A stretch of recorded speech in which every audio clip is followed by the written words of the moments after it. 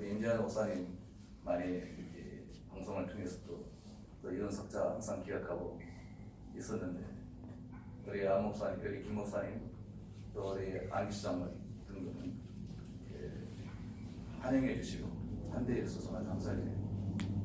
오늘 소개를 해주듯이 저는 한국요한선교회 회장으로서 오늘 자리에 서게 되었는데, 앞으로 한국요한선교회가 한국의 모든 요양병원이 예배가 있는 그날까지 우리가 정말 죽도록 충성하기로 합심하고 같이 한 마음 품고 살아가는 우리 한국요한선교회가 한국인이 모든 노인시설에 예배가 있는 그날까지 우리가 죽도록 충성할 수 있도록 우리 CTS가 많이 강력하게 선을 이루어 주시기를 주님의 이름으로 축원합니다. 아멘.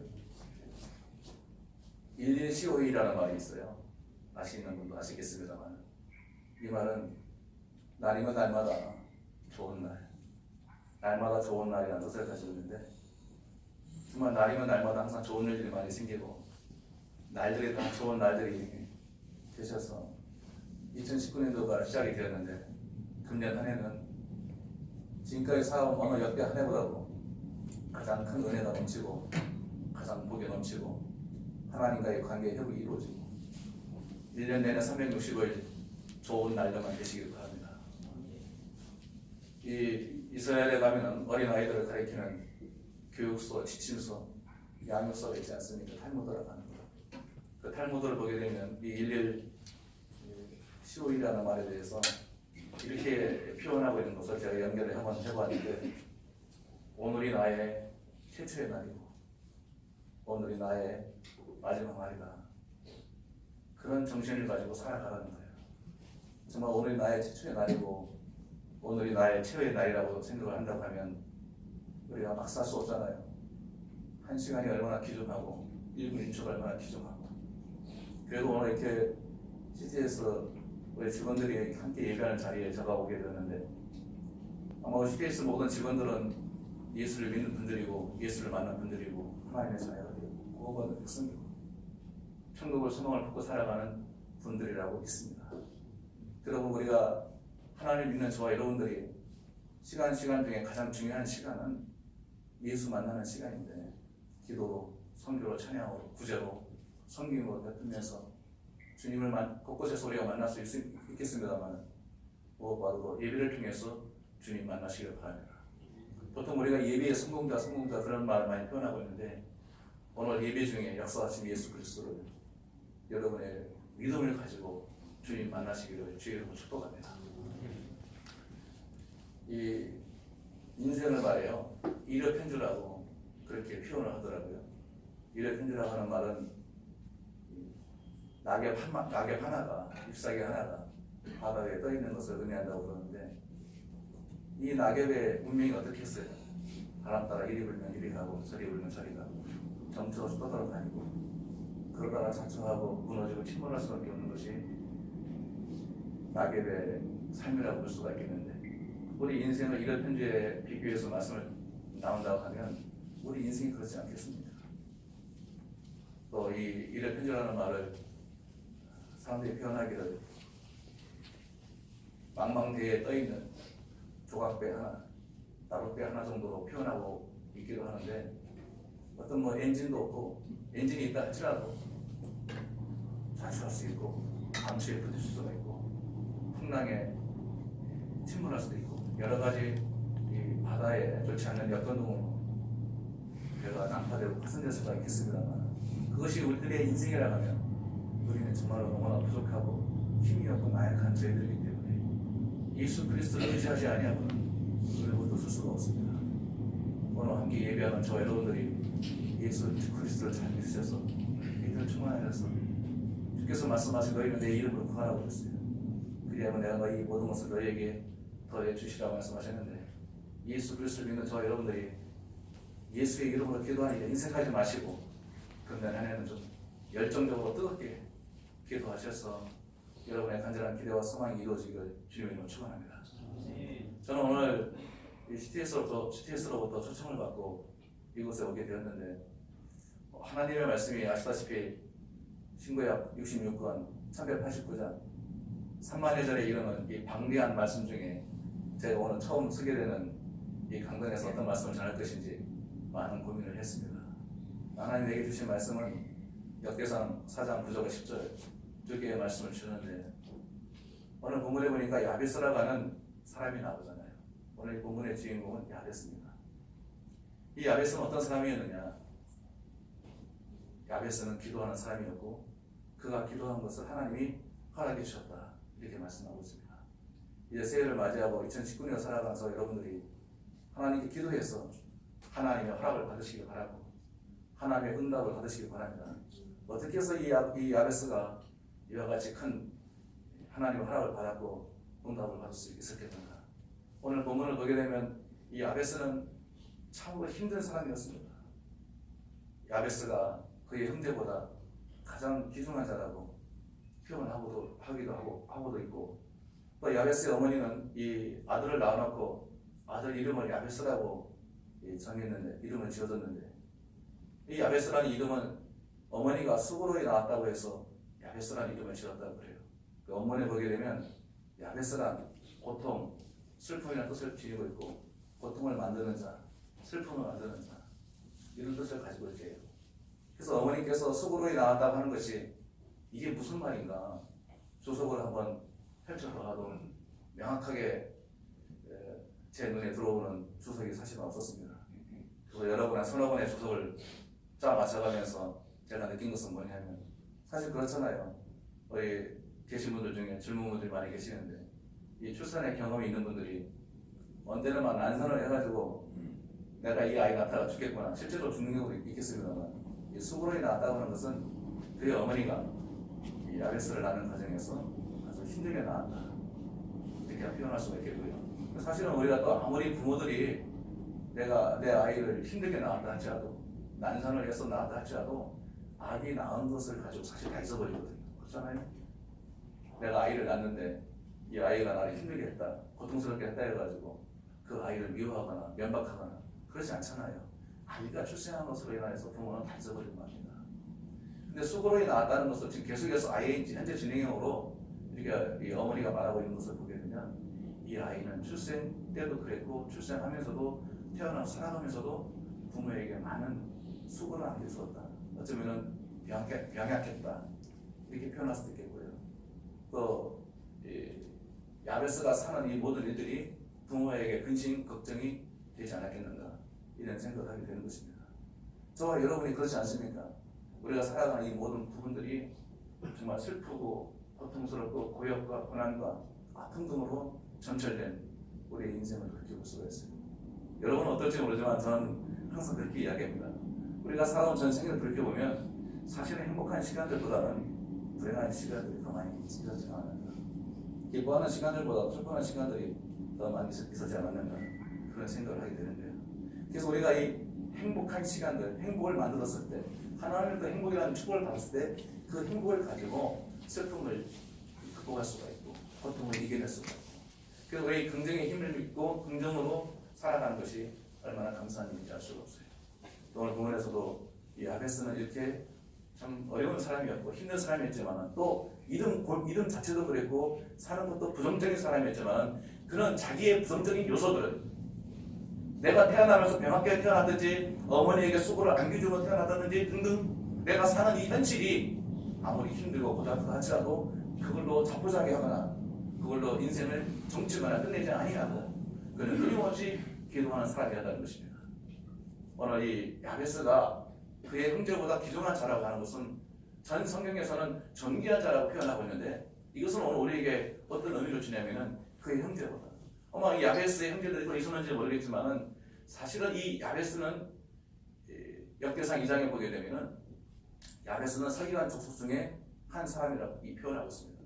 이 서기관 족속 중에 그 족속에서 나온 야베스라고 하면, 이 서기관이 당시에 구약의 서기관은 누구예요? 율법학자들이고 성경을 많이 아는 사람들이고 하나님에 대해서 많은 학식과 이 지식을 가지고 있는 분들인데, 그들 중에서도 뛰어난 자, 귀중한 자, 존귀한 자. 그러므로 이 전승에 의하면, 구전에 의하게 되면은 이 야베스는 성경에 대해서 아주 박식한 사람이었고 대학자이었고 박사이었다, 이렇게 표현하고 있고, 또 이 야베스는 또 전생에 오게 되면 야베스는 이 성경 지식이 너무나 뛰어난 나머지 이 야베스는 많은 제자들을 양성하고 양육하고 많은 제자들을 두었다는 그런 전해 내려오는 말들이 기록합니다. 그런데 이 야베스가 10절에서 하나님께 기도하고 있는데, 야베스가 하나님께, 이스라엘 하나님께 간구하였다. 아뢰어 이루었다. 이렇게 말씀하고 있습니다. 여기서는 아뢰었다. 이렇게 간단하게 표현하고 있으면 이 원어에 보게 되면 카라라고 쓰여져 있는데, 이 카라라는 히브리 언어는 부르짖었다.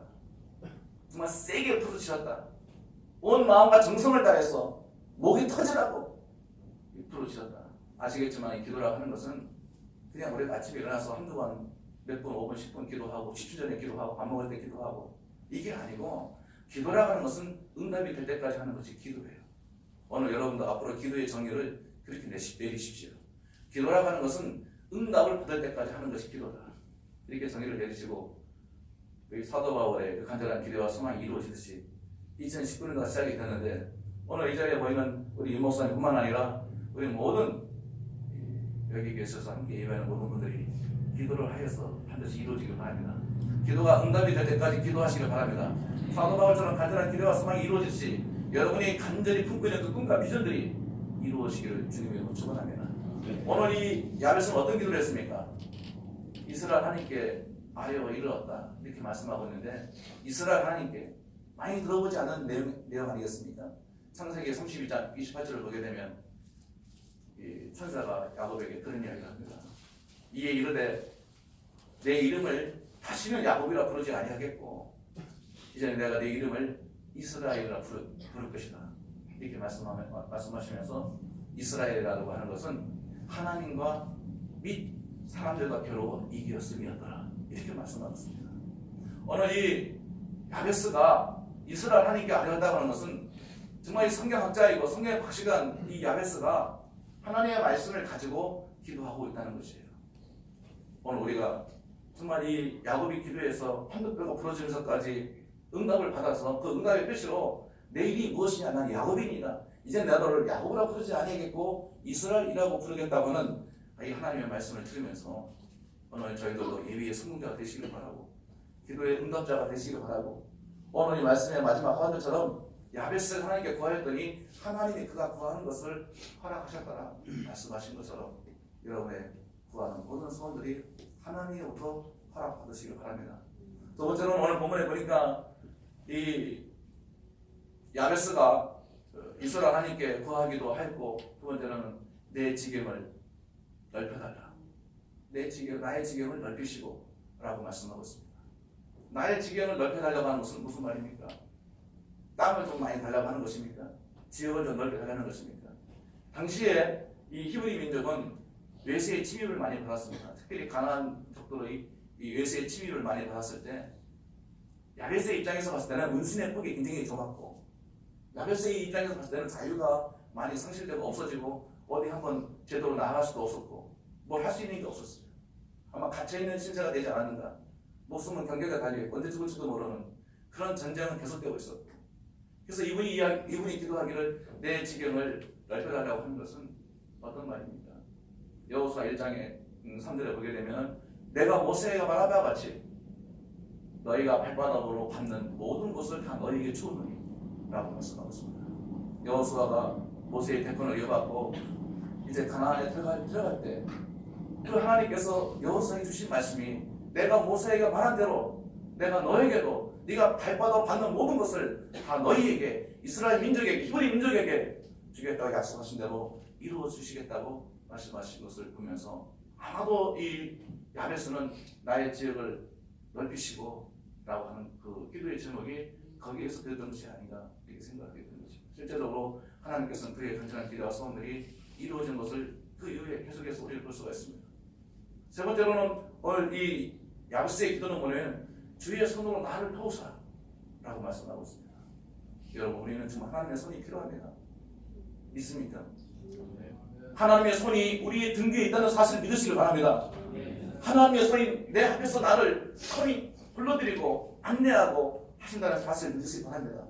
제가 오늘 이곳에 와서 우리 안장모님이 강사는 특별히 일정 어디 차를 세울 때가 있다고 말씀하셨는데 제가 보기에는 답장이 없는 것 같아서 내비를 따라서 가보니까 지하로 저를 안내를 하더라고요. 지하에서 이제 차를 세우고 올라오면서 우리 윤 목사님 안내를 받아서 이 예배당까지 이렇게 오게 됐는데 저는 이 CTS 오늘 처음 왔기 때문에 여기 CTS 이 예배당이 어디에 있는지도 몰라요. 우리 윤 목사님 안내를 받아서 이렇게 올 수가 있었습니다. 오늘 우리는 하나님의 인도를 받으시길 바랍니다. 아멘. 하나님의 손에 의해서 인도를 받으시고 하나님의 손에 의해서 떠밀림을 당하고 하나님이 좌로 가라면 좌로 가고 우로 가라면 우로 가고 가라면 가고 멈추라면 멈추고 뒤에서 우리의 모든 것을 조정하시고 역사하시는 그 하나님의 손길을 느끼면서 사시기를 주여 축원합니다. 오늘 또 성경에서 이 야베스의 기도를 보게 되면 나로 환난을 벗어나 근심이 없게 하옵소서라고 기도를 하고 있습니다. 오늘 우리의 공동의 기도 제목이 아니겠습니까?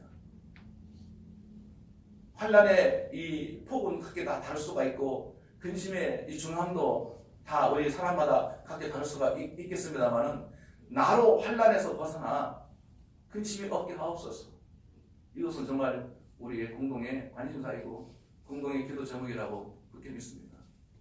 오늘 이 야베스가 환난에서 그리고 벗어나기를 원했고 근심에서 벗어나기를 간절히 바라는 이 기도는 창세기는 아시다시피 천지창조와 인간을 창조하시고 인간이 범죄하고 등등 이 노아의 홍수라든지 바벨탑 사건이라든지 또 12장에서 시작되는 이 적장의 시대들이 열리고 이 창세기 마지막 말미는 요셉에 관한 기사로 가득 차 있는 것을 볼 수가 있습니다. 아시다시피 요셉이 얼마나 많은 환난과 역경을 견뎌냈습니까? 형들에게 미움을 받아 팔림을 당하고 노예시장에서 노예로 팔려나가고 보디발 가정에서 그의 아내에게 유혹을 받고 유혹을 뿌리치면은 죄를 짓지 아니했으면 더 좋은 세상이 열려져야 되는데 그는 감옥에 가고 말았습니다. 이런 여러 가지 일들이 요셉이 겪는 환난과 고통은 이건 말로 다 할 수 없는 거예요. 그래서 이 야베스가 나로 환난에서 벗어나 근심이 없게 하옵소서. 이것도 하나님께서 결국은 요셉을 살려내시고 통례대신으로 만들고 이 요셉을 당시에 이 제2인자로 만들어준 만큼 애국 땅에서 그리고 이방 세계에서 최고의 자리에 오르게끔 하나님이 역사하신 것을 보게 되면 하나님이 역사하시면 불가능을 가능케 하는 기적이 일어나기 때문에 오늘 저희들이 예수의 이름으로 하나님께 기도하시기 바랍니다. 은과 금은 내게 없거니와 내게 있는 것은 내게 주노니 그럼 나사렛 예수의 이름으로 일어나 걸어하고 그의 오른손을 잡아 이렇게 세웠더니 그가 일어나 걸었다고 그랬어요. 오늘 저와 여러분들은 주님의 이름으로 살아가는 사람들입니다. CTS에서 많은 사역을 하고 있고 들은 바 많은 것들을 들었지만은 오늘 또 우리 찬양을 하면서 또 찬양 리더하시는 분이 함께 기도하기도 했지만은 이 CTS가 한국과 온 세계에 정말 이 복음의 책임을 지고 매스컴을 통해 방송 매체를 통해서 매스컴을 통해 가지고 한국의 전 세계에 예수 안 믿는 수많은 사람들에게 경종을 울리는 복음의 메시지가 되기를 바랍니다. 한국교회는 쇠퇴 위기에 빠져 있습니다. 제가 1982년도에 신학교를 들어갔는데 그때 우리 선배 목사님들이 강의하고 오신 한국의 정말 대 목사님들이 학자들이 그런 이야기 했어요. 십자가만 걸면 교회는 부흥한다고 했어요. 실제 그랬습니다. 제가 1988년도 신대원 2학년 때 개척을 했는데 정말 교회 부흥했어요. 실력도 없는 제가 했는데도 교회가 부흥하더라고요. 계속해서 교회는 부흥했습니다. 개척도 여러 개도 해봤고 다 후배들에게 물려주기도 하고 지금 한국여왕선교회에서 또는 소개해주듯이 이 CBMC 기독교 실험인합회에서 또 달리다운 선교회에서 많은 곳에 또 집회를 나가면서 하고 있습니다. 많은 사역을 하고 있습니다만은 가는 곳만 그 당시에는 교회가 부흥을 했어요. 지금은 어떻습니까? 한국교회는 쇠퇴위기에 빠졌습니다. 제가 1990년대에 들었을 때 한국교회 교인이 1,300만 명이다. 이 소리까지 들었어요.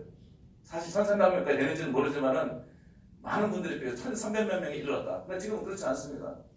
여기 와서도 어느 분이 설교하시는 것을 그 CTS 기독교 TV에서 하는 걸 들었는데 한국교회 교인의 숫자를 500만 밑으로 왔어요. 여기서 강의 설교하신 분이. 저도 그렇게 생각합니다. 그러니까 한국교회는 쇠퇴위기에 빠져있다. 한국교회를 다시 한번 부흥시키기 위해서는 어떻게 하겠느냐 우리가. 오늘 정말 예수 믿는 저와 여러분들이 막중한 책임의식을 가지고 한국교회 대부흥을 위한 대주역이 되시기를 주님으로 축원합니다. 저는 요양을 다니면서 우리 어르신들이 많은 분들이 예배를 하고 있는데 이 어르신들이 말이에요. 예배를 얼마나 사모한지 알 수가 없어요.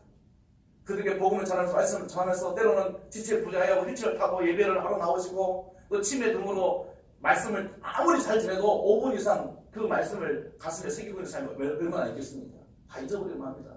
그러나 계속해서 주중에 주일에 예배를 하면서 예배 회복을 통해서 하나님과의 관계를 회복하고 내가 예수 믿는 사람이라는 것을 다시 한번 시인하고 가르쳐주면서 하면서 내가 느낀 사역은 어떤 것이냐 하면 정말 제가 어렸을 때, 젊은 시절 때 교회를 개척할 때는 교회가 운영이 안 되니까 이 한국 어린이 선교신학 학생들이 와가지고 목사님 여기다가 선교를 합시다.